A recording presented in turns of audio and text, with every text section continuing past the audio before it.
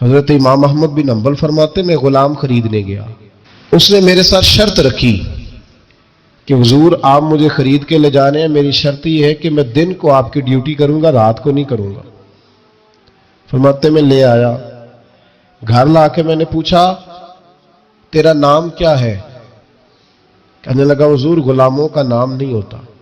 کھائے گا کیا؟ حضور غلاموں کی چاہت نہیں ہوتی، جس نام سے پکارو گے آ جاؤں گا، جو دو گے کھا لوں گا۔ کہا کس کمرے میں رہو گے؟ کہا حضور غلاموں کے نخرے نہیں ہوتے۔ کہتے میں نے کہا پھر بھی یہ کمرے ہیں پسند کر لو۔ ایک ٹوٹا پھوٹا سا کمرہ اس نے پسند کر لیا۔ امام احمد بن حنبل فرماتے میں اسے کام بتاتا پر اتنی محنت سے کرتا کہ کمال کر دیتا، میرے اشارے سمجھتا۔ ایک دن میں تہجد کے وقت اٹھا، اس کے کمرے میں گیا تو وہ توبہ توبہ پکار رہا تھا۔ سنو ولیوں کی توبہ۔ فرماتے اس کے کمرے سے چیخنے کی، یا اللہ معاف کر دے، یا اللہ معاف کر دے، اللہ معافی دے دے، تڑپ رہا ہے، رو رہا ہے۔ اور امام احمد بن حنبل فرماتے ہیں حال یہ ہے کہ اس کے کمرے سے لے کر آسمان تک نور ہی نور پھیلا ہوا ہے، نور ہی نور۔ اور وہ روتا ہے یا اللہ معاف کر دے، یا اللہ معاف کر دے۔ فرماتے میں سوچنے لگا معافی کس چیز کی مانگ رہا ہے؟ فرماتے وہ خود ہی بولا اور معافی دیکھو بھائی، توبہ دیکھو اللہ والوں کی۔ کہنے لگا اے اللہ میں تیرا بندہ ہوں، تو نے زندگی دی، نعمت دی، آنکھیں دی، کان دیے، سانسیں چلائیں، بغیر مانگے سارا کچھ دیا۔ چاہیے تو یہ تھا کہ میں دن رات تیری بارگاہ میں جھکا رہتا، پر مجھے معاف کر دے۔ میرے اوپر امام احمد بن حنبل کے بھی حقوق ہے، میرے مالک کا بھی حق ہے، اس لیے میں دن سارا عبادت نہیں کر سکتا، بس 5 نمازیں پڑھ سکتا ہوں، رات میں جاگتا رہتا ہوں تیرے حضور۔ اللہ وہ جو سارا دن میں عبادت نہیں نہ کر پاتا مجھے معاف کر دے، خدایا میری غلطی معاف کر دے، اللہ مجھے بخش دے۔ اور راتی ساری کر کر زاری، نیند اکھاں تھی توندے، فجرے اوہی گناہگار کا آون، سب تو نہیں۔ یا اللہ چاہیے تھا میں 24 گھنٹے سجدے کرتا، بخش دے، یہ میری خطا معاف کر دے۔ ساون کی کالی راتوں میں جب بوندا باندی ہوتی ہے، وہ راتوں کو اٹھ اٹھ روتے، جب خلقت ساری سوتی ہے۔ اور درویش کہنے لگے رات پوے تے بے دردانو، نیند پیاری آوے، درد مندانو یاد سجن دی، ستے امیان جگاوے۔ یا اللہ معاف کر دے، میں سارا دن سجدے نہیں کر پاتا، سارا دن لمبی نہ، معافی دے دے، یہ توبہ ہے اللہ والوں کی۔ ایک جگہ پہ ہم بیٹھے تھے تو وہاں ایک صاحب آئے اور انہوں نے آتے ہی کہا کہ مہربانی کریں ذرا مجھے مصلی دے دیں، میرے نہ کچھ نفل رہ گئے۔ تو میں نے وضو کر لیا تو کوئی مصلی مل جائے، مصلی انہیں دے دیا گیا، وہ مصلی لے کے چلے گئے۔ تو پیچھے ایک صاحب نے تبصرہ کیا، کہنے کتنا ریاکار بندہ ہے، لوگوں کو دکھا رہا ہے کہ میں نفل پڑھتا ہوں، ہے کوئی بات کرنے والی؟ میں نے اسے کہا، میں نے کہا تو مہربانی کرنا، اس طرح کی ریاکاری تو بھی کر، پکڑ مصلی اور جا تو بھی تھوڑی ریاکاری کر کے آ، اٹھ ذرا شکر کر، کوئی یہ ریاکار بھی ملا ہے، کوئی نفل پڑھ کے ریاکاری کر رہا ہے اللہ کا۔ میں کہتا ہوں کو پڑھے تو صحیح نہیں، یہ کوئی دور ہے نفل پڑھنے کا؟ اس میں تو لوگوں کا مزاج ہی نہیں، طبیعت ہی نہیں۔ میں نے کہا چل مہربانی کر، یہ لے مصلی اور تو بھی جا تھوڑی سی، یا کاریا ریاکاری کرو تو صحیح نا، مزاج ہی نہیں، ذوق۔ جمعے کی نماز پڑھ کے یوں دنیا بھاگتی ہے، او ہو پتہ نہیں کون سی پیچھے آگ تھی جو بجھائی جائے گی۔ اور آج تک لوگ مسئلہ پوچھ رہے ہیں کہ جمعے کی بعد والی سنتیں کتنی ہوتی ہیں۔ میں نے کہا کتنے سال ہو گئے جمعہ پڑھتے، کتنے سال ہو گئے، ابھی تک سنتوں کا نہیں پتا، ابھی تک نہیں علم کے پہلے کتنی رکھتے ہیں اور بعد میں کتنی رکھتے ہیں۔ فجر کی سنتیں کب پڑھنی چاہیے؟ سنو فجر کی سنتوں کے بارے میں۔ میرے رسول کریم سید عالم صلی اللہ تعالی علیہ وسلم سے ایک صحابی نے پوچھا تھا حضور میری فجر کی سنتیں رہ گئیں یا رہ جاتی ہیں تو حکم کیا ہے؟ کیا انداز ہے حضور کا، بخاری مسلم کے لفظ سنو۔ حضور سید عالم صلی اللہ علیہ وسلم فرمانے لگے، اس نے کیا پوچھا تھا؟ حضور جواب کیا دیتے؟ فرمایا فجر کی سنتیں کبھی نہ چھوڑنا، فجر کی پہلی 2 سنتیں کبھی نہ چھوڑنا۔ یا رسول اللہ صلی اللہ تعالی علیہ وسلم میری رہ گئی ہیں، رہ جاتی ہیں۔ فرمایا فجر کی 2 سنتیں نہ چھوڑنا، فرمایا فجر کی پہلی 2 سنتیں مجھے دنیا اور دنیا کے اندر جو کچھ ہے وہ سب سے زیادہ پیاری ہے۔ فرماتے ہیں جب میں نے کہا نا تو آزاد ہے تو کہنے لگا حضور کیا ہوا؟ فرمانے لگے رات میں نے تیری توبہ دیکھ لی ہے، توبہ دیکھ لی۔ امام صاحب فرماتے وہ پھر تڑپ کے رویا، سجدے میں سر رکھا، تو نے یہ کیا عجب کیا، مجھ کو بھی فاش کر دیا، میں ہی تو ایک راز تھا سینہ کائنات میں سراپا مخزن راز تھا، میں رہا تھا مدت و راز میں، یہ تیرا شوق دید کشاں کشاں مجھے بھی کھینچ لایا مجاز میں، اے اللہ پردہ ہی کھول دیا ہے تو نے، یہ عبادتیں، یہ توبہ، یہ ریاضتیں، یہ تیرا میرا راز تھا، اللہ تو نے پردے ہی کھول دیے، مہربانی کر مجھے پردہ پوشی عطا فرما، اللہ معاف کر دے مجھے پردہ پوشی عطا کر۔ حضرت امام احمد بن حنبل فرماتے ہیں سجدے میں اس نے بلند آواز سے اللہ اکبر کہا، پھر وہ گرا، اس کی روح پرواز کر گئی، پرواز کر گئی، چلا گیا، رخصت ہو گیا۔ یہ عاشق کا جنازہ ہے، ذرا دھوم سے نکلے، محبوب کی گلیوں سے ذرا گھوم کے نکلے۔ او بھائی اس بات پہ بھی توبہ ہے کہ یا اللہ میں سارا دن نفل نہیں پیے، یہ اللہ کے ولیوں کی توبہ ہے، سارا کچھ کر کے نا، سارا کچھ کر کے پھر بھی معافی، ڈیوٹیاں کر کے ساری پھر بھی معافی، یا اللہ معاف کر دے، سارا دن عبادت کر کے پھر بھی کہتے اللہ بخش دے۔ وہ نیکوکار ہونے کے باوجود توبہ کرتے ہیں، یہاں گناہگار ڈٹے ہوئے، ڈٹ گئے۔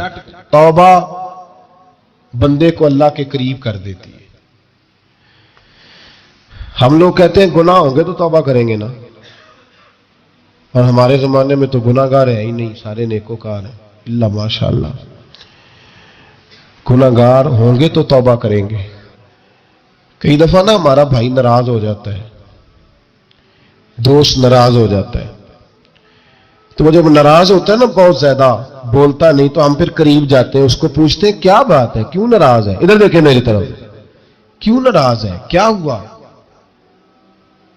وہ کہتا ہے نہیں بس چھوڑو، ہمیں نہیں پتا ہوتا، تفصیل پوچھنی پڑتی ہے، بات کرنی پڑتی ہے، پھر وہ بتاتا ہے کہ وہ جو تو نے ایک جملہ کہا تھا نا وہ تجھے نہیں کہنا چاہیے تھا۔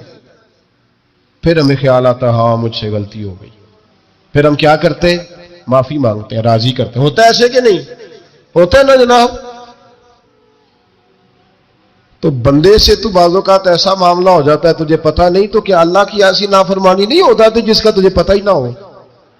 اللہ کے بندے روز رات کو معافی مانگ کے سوتے تھے، روز، پتہ نہیں کوئی انجانے میں جملہ نہ نکل گیا ہو، ہر وقت ڈرے رہتے تھے، شیمر بندوں سے نہیں، کس سے؟ زور سے بولیے، ڈرے رہتے تھے یا اللہ معاف کر دے۔ ان کی طبیعتوں پہ خشیت طاری رہتی۔ ہم دلیر لوگ ہیں، توجہ نہیں کرتے عزیز بھائی، اور ہم اس وقت توجہ کرتے ہیں جب مہلت ختم ہو جاتی ہے، جب سزا کا وقت شروع ہو جاتا ہے۔ میری بات یاد رکھنا، ایک وقت تک اللہ مہلت دیتا ہے بندے کو، گناہ کرتا ہے اللہ مہلت، پھر سزا شروع ہوتی ہے، پھر بندہ اس کی پکڑ میں آتا ہے، پھر جب پیر پھسلتا ہے تو کسی جگہ اس کا ہاتھ دوبارہ نہیں پڑتا، وہ پھر پھسلتا ہی جاتا ہے۔ یاد رکھنا، ہم مہلت کے وقت توبہ نہیں کرتے، اور جب پھسل جاتے پھر ہم کہتے ہیں اوہو یہ کیا ہوا۔ دیکھو حضرت حبیب اجمی رحمت اللہ علیہ سود کا کاروبار کرتے تھے، اب تو لوگوں نے نام بدل دیا ہے نا، سود کا نام لوگوں نے پرافٹ رکھا ہے، اور بڑے بڑے حسین لوگ ہیں، اور نئے نئے ہمارے ترجمے، اور میں وہ پیسے غریبوں کو دے دیتا ہوں۔ کبھی گندے پانی سے وضو ہوا ہے؟ تو گندے رقم سے غریبوں کا بھلا کرے گا تجھے ثواب ملے گا؟ تو مذاق کر رہا ہے تو دین کے ساتھ۔ کبھی گندے پانی سے بھی وضو ہوا ہے؟ میں غریبوں کو کیا مطلب ہے اس بات کا؟ نبی پاک سے زیادہ تجھے غریبوں سے پیار ہے معاذ اللہ۔ حضور نے نہیں کہا سود لے لو اور غریبوں کو دے دینا، حضور رحمت للعالمین ہے نا، تو چاہیے تھا کچھ ایک ہمیں دے کے جاتے۔ حبیب اجمی کہتے ہیں میں سود کا کاروبار کرتا تھا، حضرت حسن بصری کبھی کبھی مجھے ملتے تھے اور مجھے فرمایا کرتے تھے مہلت سے فائدہ اٹھاؤ، کہیں ایسا نہ ہو تیری سزا شروع ہو جائے، مہلت سے فائدہ اٹھا، اللہ نے مہلت دی ہوئی ہے، تو سمجھتا ہے میں بڑا سمارٹ ہوں، میری بڑی عقل ہے، میں کہیں الجھ نہیں رہا، میں جا رہا ہوں دھوکے دیے جا رہا ہوں تو کوئی مجھے پکڑ ہی نہیں رہا، یہ مہلت ہے، فائدہ اٹھا، ورنہ پھر جب وہ پکڑنے پہ آتا ہے ان بطش ربک لشدید، پھر اس کی پکڑ سخت ہے. توبہ کر لے، مہلت کے وقت توبہ کر. کہتے میری دل پہ بات اثر نہیں کرتی تھی، میں جی کرتا، ارادہ کرتا، پر چپ کر جاتا. میرے پاس بڑی رقم تھی، لوگوں کو دے رکھی تھی سود پہ، میں وہ پیسے لاتا اور اسی سے میرا سارا کام چلتا. میں نے تجزیے پڑھے ہیں، مجھے یقین نہیں آتا، ویسے میں نے تجزیے پڑھے ہیں کہ لوگوں نے اربوں روپیہ بینکوں میں رکھا ہوا ہے. مجھے نہیں پتا، لیکن میں نے جو اخباروں میں پڑھا اربوں روپیہ، اور لوگ سود کا کاروبار کرتے ہیں اور کمائی کھاتے ہیں سود کی. معاذ اللہ، استغفر اللہ. فرماتے میں نے کہا مولوی پیر صوفی بتاتے ہی رہتے ہیں، میرے پہ اثر نہیں ہوتا تھا. فرماتے ایک دن نا ایک بندے کی گوشت کی دکان تھی، اس سے میں نے سود لینا تھا، میں اس کی دکان پہ گیا، پیسے رکھ. اس نے کہا یار مہلت دے. نہیں ہے. کہا ادھر پیسے رکھ. یار نہیں تیری مہربانی. کہا چل پھر اتنے کلو گوشت اتار، لیکن پیسے پھر بھی باقی ہیں سود والے. کہتے وہ گوشت میں اتار کے لایا. میری بیوی بھی مجھے روز سمجھاتی تھی کہ باز آ جا. کہتے میں گوشت گھر لایا. حضرت بی بی اجمی کہتے ہیں میری بیوی نے پکانے کے لیے ہنڈیا چولہے پہ چڑھائی، اور ابھی اس نے مسالہ ڈال کے اس کے اندر چمچہ گھمایا ہی تھا کہ وہ سارا خون بن گیا. میری بیوی چلائی، کہنے لگی جلدی آ، تو بھی برتن لا، بچے بھی بلا، میں بھی بیٹھتی ہوں. یہ خون بن گیا جو تو غریبوں کا نچوڑ کے لایا تھا، آج خون پیئیں گے سارے، آ جا. کہتے ہم میرے ذہن میں بات گونجی حضرت حسن بصری کی کہ وقت پہ توبہ کر لے، کہیں تیری سزا نہ شروع ہو جائے. مہلت کے وقت توبہ کر، کہیں سزا نہ شروع ہو جائے، آج بچ جا. فرماتے آواز گونجی، میں سمجھ گیا کہیں سزا تو نہیں شروع ہو گئی. میں تڑپا، بچے گود میں بٹھا کے میں کھول کے رویا. میں نے اپنی بیوی سے کہا آج کے بعد نہیں کرتا. کہنے لگی جا پھر، توبہ پہ قائم وہی رہتا ہے جو کسی ولی کے لڑ لگ جاتا ہے.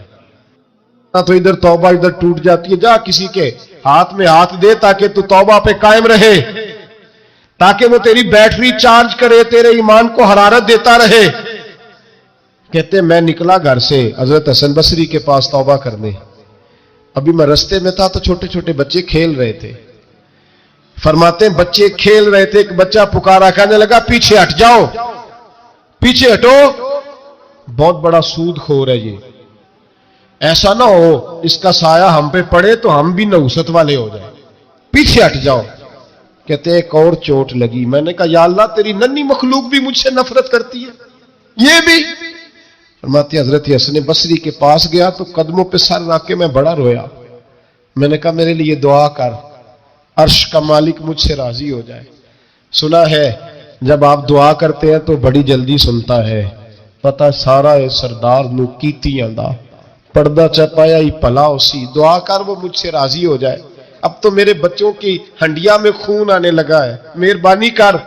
کہتے حضرت حسن بصری نے کہا تجھے مبارک ہو، میں دیکھ رہا ہوں تیری توبہ سچی ہے تو اللہ بھی تجھ سے راضی ہو جائے گا. میں دیکھ رہا ہوں تیرے اندر احساس، تیرے لفظ بتاتے ہیں تو کھری تو جا، اللہ بڑا مہربان ہے. کہتے تسلی دی، پیار کیا، کھری توبہ کی، بیعت ہوا، واپس آیا تو بچے وہیں کھیل رہے تھے، ابھی کھیل رہے تھے. فرماتے میں ڈرتے ڈرتے ان کے پاس سے گزرا تو ایک بچہ پکارا، کہنے لگا پیچھے ہٹ جاؤ، پیچھے. اللہ کا ولی حبیب اجمی آ رہا ہے، اللہ کا ولی حبیب آ رہا ہے. کہیں ایسا نہ ہو ہمارے پیروں سے کوئی مٹی اڑے اور ولی کے کپڑوں پہ پڑ جائے اور ہم اللہ کے ولی کے بے ادب ہو جائے. پیچھے ہٹو، رستہ دے دو. فرماتے میں اللہ اکبر کہا.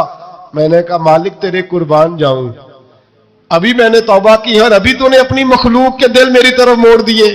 ابھی بھائی توبہ کھری سچی، مہلت کے وقت توبہ کرو. پھر جب وہ والا وقت آتا ہے نا جب سزا شروع ہو جاتی ہے پھر مشکل ہو جاتا ہے. میرے رسول پاک علیہ السلام نے فرمایا سکھوں میں دعائیں مانگا کرو، رب دکھوں میں جلدی قبول کرے گا. سکھوں میں مانگ لو، دکھوں میں جلدی قبول ہوں گی. تم صرف دکھوں میں مانگتے ہو، پھر حکمت الہی کے تحت دیر ہوتی ہے. بھائی پہلی ولی کی صفت یہ ہے کہ وہ توبہ کرنے والے ہوتے ہیں. ولی کی پہلی صفت کیا ہے؟ اقبال نے کہا تھا اس نے کہا مرید سادہ تو رو رو کے ہو گیا تائب، کاش اس پیر مغاں کو بھی مل جاتی توبہ کی توفیق۔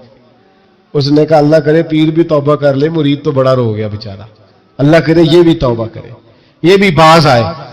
توبہ انسان کو نوازتی ہے ہر وقت، ہر جملے سے، ہر بات سے۔ اور ایسی غلطیاں جن کا ہمیں پتہ ہے ان سے تو کرنی ہے، جن کا نہیں بھی پتہ ان سے بھی اب کیا کریں؟ التائبون العابدون، اب اللہ کی عبادت کریں۔ ولیوں کی دوسری صفت کیا ہے؟ وہ اللہ کی، ہمارے زمانے میں نفلوں کا رواج ہی ختم ہو گیا ہے۔ عصر کی پہلی 4 سنتے ہیں، عشاء کی کتنے فیصد لوگ پڑھتے ہیں؟ ہمارے بزرگوں کا طریقہ تھا، گھروں میں حجرے مخصوص ہوتے تھے۔ نبی پاک صلی اللہ علیہ وسلم نے فرمایا گھر کو قبرستان نہ بناؤ، کچھ نوافل گھروں میں بھی پڑھا کرو۔ وہ اذانوں سے پہلے وضو کر کے بیٹھے ہوتے تھے، مصلی آباد ہوتے تھے، اور بہت سارے بزرگوں کی قبریں اس جگہ پہ بنی جہاں وہ عبادت کرتے تھے۔ نفلوں سے دور ہیں ہم، نفلوں سے۔ نفل سے کیا ملتا ہے؟ نفل پڑھنے سے رب رحمان ملتا ہے، اللہ ملتا ہے نفل پڑھنے والے۔ بخاری مسلم میں موجود ہے میرے نبی پاک صلی اللہ، لیکن شرط یہ ہے کہ نفل اللہ کی رضا کے لیے پڑھے۔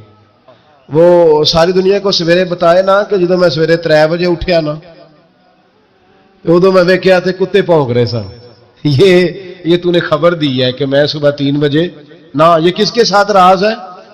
بولیے، بڑی زبردستی بات بندے بٹ کے بندہ ڈھونڈ رہے ہوتے ہیں، کوئی بندہ ملے تو اسے بتائے۔ آج جی میں سویرے اٹھیا، سویرے تے ایک منڈا ٹیلی فون تے لگا سی، میں کہ تسی نفل پڑھن اٹھے سو کہ منڈا ویکھن اٹھے سو؟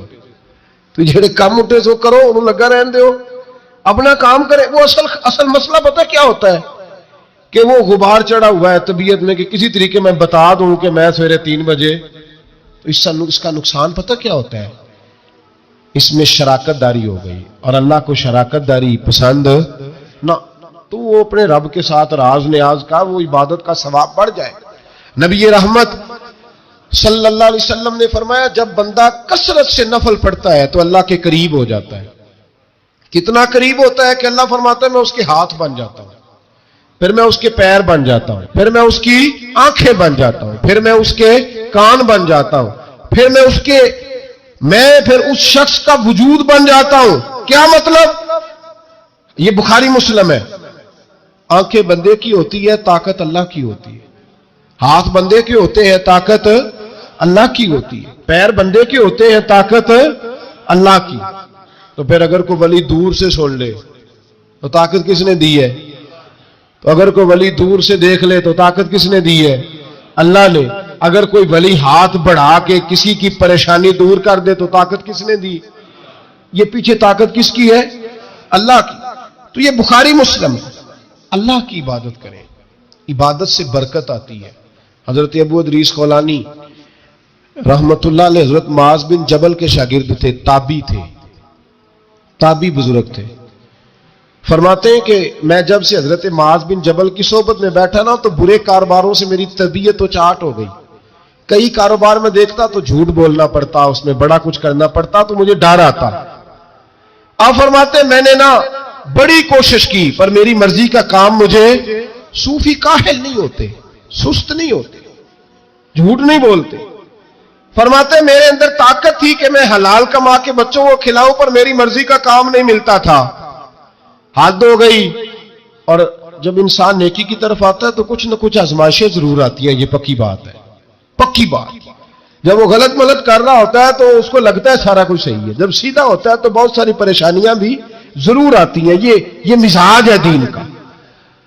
آپ فرماتے ہیں میں پریشان رہنے لگا، حالات خراب ہونے لگے، آزمائش سخت ہونے لگی، کاروبار بند ہو گیا، کام ہی کوئی نہیں ملتا تھا، میری بیوی ناراض رہنے لگی۔